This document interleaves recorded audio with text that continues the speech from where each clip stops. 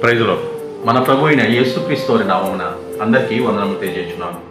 2025 సంవత్సరం జూలై నెల 18వ తారీఖున తండ్రైన దేవుడు పరిశుద్ధ గ్రంథం నుండి ఈరోజు మన కొరకు వాగ్దానము పంపినారు. అదేమనగా యెషయా గ్రంథము 54వ అధ్యాయము 12వ వచనంలో ఇలా వ్రాయబడింది. ప్రశస్తమైన రత్నములతో నీకు సరిహద్దులు ఏర్పరచుదును.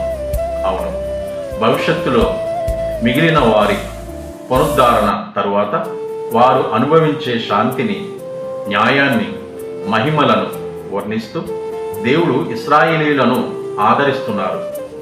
నూతన యెరూషలేమును వర్ణించేటప్పుడు కూడా యోహాను ఇదే విధంగా పోలికతో చెప్పారు. ఎన్నో హింసలు, ఎన్నో వ్యతిరేకతలు ఎదుర్కొన్న విశ్వాసులకి ఎంతో ఆదరణను కలిగిస్తాయి. ఆధ్యాత్మికమైన శక్తితో నింపడానికి మనకు ఎంతో ఉపయోగపడే వాక్యము ఈ వాక్యము. ఇంతటితో ఈ పరిశుద్ధ వాక్యము తండ్రి దేవుడు దీవించునుగాక. ఆమేన్. Praise the lord.